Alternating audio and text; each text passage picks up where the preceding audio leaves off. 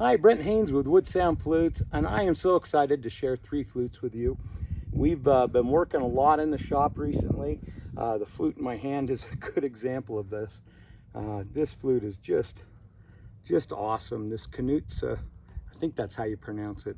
It's a Japanese term for breaking pottery and then putting it back together, and they use gold in between where the cracks were. So we carved this to look like this and inlaid it with silver as a client was wanting, and I am just thrilled with how it turned out.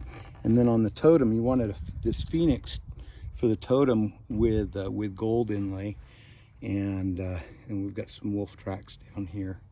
Just an absolute gorgeous double flute. This is a double low D.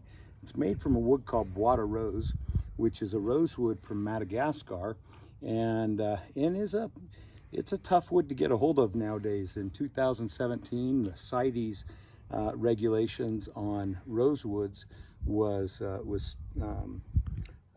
increased, so it was more difficult to get rosewoods. And so most people that have this kind of wood around are either charging so much for it, or they just simply don't have any that's large enough to make flutes from anymore. But it's a little bit dusty. Boy, it's just a gorgeous flute. Let me go ahead and give this a play for you.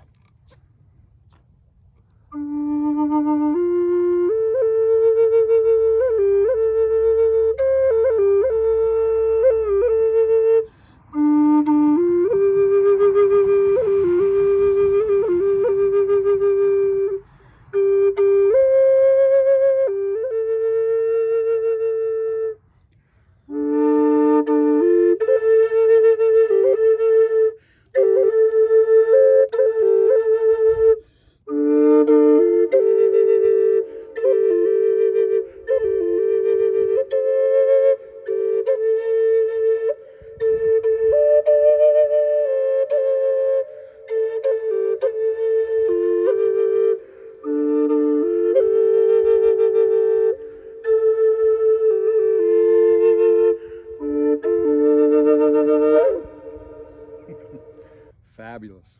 Just an incredible instrument. I love the silver going through. I just think that's so cool looking.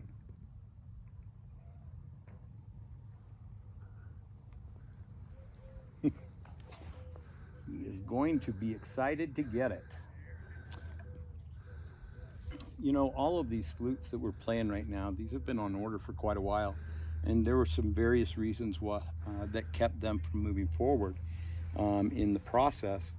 The double flute I just played for you, super complex inlays, just a number of things on this flute that were very challenging and difficult. And frankly, the more I keep doing this, the more elaborate and involved the instruments become, or can become. And the inlays, look at this freaking teepee. This is crazy. Look at this. Look at the detail in this. And I'm certain that I just simply have not been charging enough to actually properly compensate for the time that it takes to make some of the things we're making. And it definitely has caused some slowdowns in the shop. To combat that, I've been out working in the shop. I think probably in the last week, I've probably averaged close to 10-hour days in the shop, at least every day. Last night I had a really late one because I had to do some work before an electrician came today, and got some wiring issues resolved for us. Anyways, I love doing what we do. You guys, I just so appreciate you as my clients, and I really love being able to be a part of your music. Thank you. This flute is made for a client friend of mine that he also, you probably may remember the helicopter flute that I did just a little while ago. Well, this is a companion flute to that flute, and his wife and he are into collecting little teepees and things like this, and he sent me some pictures of ones that he liked, and this has got some elements that are similar to that one included in it. I am just so thrilled with how it turned out. So gorgeous. So gorgeous. This is a base A flute. It's made from western red cedar burl, and ironwood, and then actually the teepee is made out of yew. Not yew specifically, Pacific yew.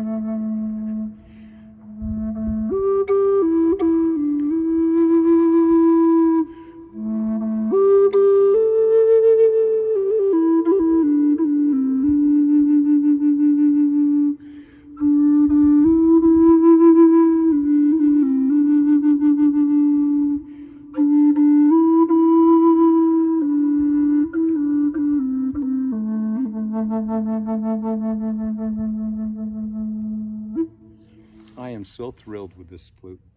The sounds of this is super rich and full, extremely smooth, really delicious sounding harmonics. And what makes me so excited about it is that when we first finished it, I knew it probably needed a half moon voice. And when we played it, though, it sounded fantastic. And I thought, man, maybe I don't need to put a half moon voice in it, but I just had a feeling. And I went ahead and put the voicing in. Boom! It just came to life. Absolutely incredible. You know, it's interesting, speaking of half moon voice, I'm going to move so I can catch a little bit more of the sun for this last flute. So, speaking of half moon voice, this is the first full body Dream Ambonia burl flute that we've ever made. This client actually ordered the flute in October when I hadn't even seen this burl, and when I purchased the burl in November, I reached out to him and told him about it and suggested that we change his wood to this wood, and oh, I'm so glad we did. It is just so spectacular. Look at this here. Look at that. Oh my goodness. Just amazing. Absolutely amazing. Loving it. It's got our falcon stoop totem on it, on a pedestal of the white veined black stone, a little bit of silver and copper inlay in it, but just elegant.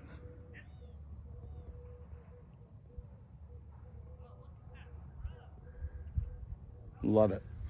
But when I first started voicing this flute, there's a measurement in the instruments that if a thickness in this particular measurement is not enough, then a half moon voice may help the flute get to a better voice. And if the measurement is just right and you add a half moon voice to it, then you make that flute turn sluggish, and it'll have trouble getting to some of the different notes. And so this flute actually had a measurement that was too thick, and I had to reduce it a little bit, use some tricks to reduce that measurement.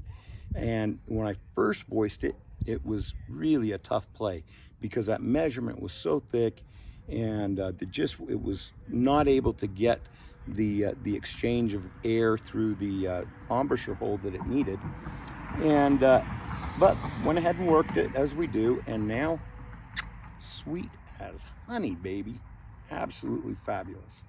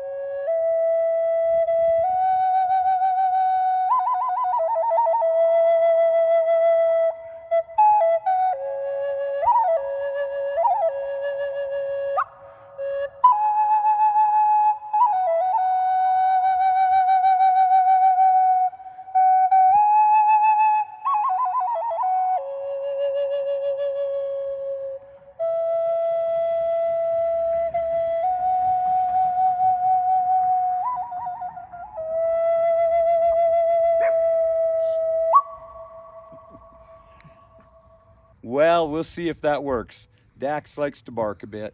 We try to help him stay quiet, but yeah, that's all right. There's car noise too, so. I'm sure excited for these clients to get their flutes. I appreciate them being patient as they waited for us to do the work that we do best, and to create for something for them, instruments for them that truly are exceptional. And I love being a part of it and appreciate you very much. Wishing you the best. Whether you're dreaming of your first native flute or wanting to create some custom instrument, Wood Sounds is where your dreams can be made real. My name is Brent Haynes, and you can reach me at 801-822-1415 or brent@woodsounds.com. Have a great day.